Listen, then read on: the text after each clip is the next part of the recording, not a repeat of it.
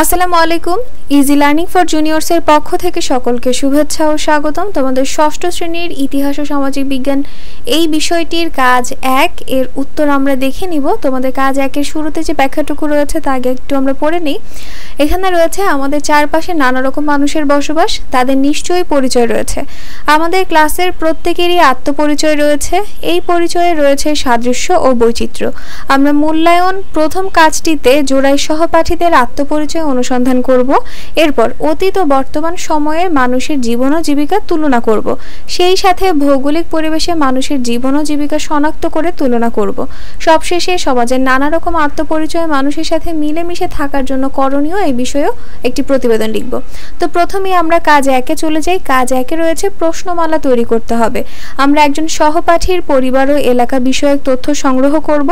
বৈজ্ঞানিক অনুসন্ধানের ধাপ অনুসরণ করে আমরা এই কাজটি করব। তথ্য সংগ্রহের জন্য নিম্নোক্ত দুইটি প্রেক্ষাপট রয়েছে। একটা হচ্ছে ভৌগোলিক প্রেক্ষাপট আর একটি হচ্ছে সামাজিক ও সাংস্কৃতিক প্রেক্ষাপট। তো ভৌগোলিক প্রেক্ষাপটে রয়েছে যে আমার সহপাঠীর পরিবার ও এলাকা যে ভূপ্রাকৃতিক বৈশিষ্ট্যে অবস্থিত তা বিবেচনায় তার আত্মপরিচয়, এবং সামাজিক ও সাংস্কৃতিক প্রেক্ষাপটে রয়েছে যে আমার সহপাঠীর পরিবারের মানুষের ভাষা, সংস্কৃতি, পোশাক, রীতিনীতি, পেশা ইত্যাদি নিয়ে আমরা প্রশ্নমালা তৈরি করব। তাহলে চলো আগে আমরা প্রশ্নমালাগুলো দেখে আসি। আমাদের প্রথমেই আমরা লিখেছি যে আমরা আমাদের সহপাঠীর পরিবার ও এলাকার ভৌগোলিক এবং সামাজিক সাংস্কৃতিক প্রেক্ষাপট সম্পর্কে জানতে চাইব। এজন্য নিম্নলিখিত প্রশ্নমালা তৈরি করব। প্রথমে রয়েছে ভৌগোলিক প্রেক্ষাপটের জন্য আপনার পরিবারের বসবাসের স্থানটি কোন ধরনের ভূপ্রাকৃতিক বৈশিষ্ট্যের অধিকারী? আপনার এলাকার জলবায়ু কেমন? আপনাদের এলাকার প্রধান ফসল কি কি? কোন প্রাকৃতিক দুর্যোগ যেমন বন্যা বা ভূমিকম্প এখানে বেশি ঘটে?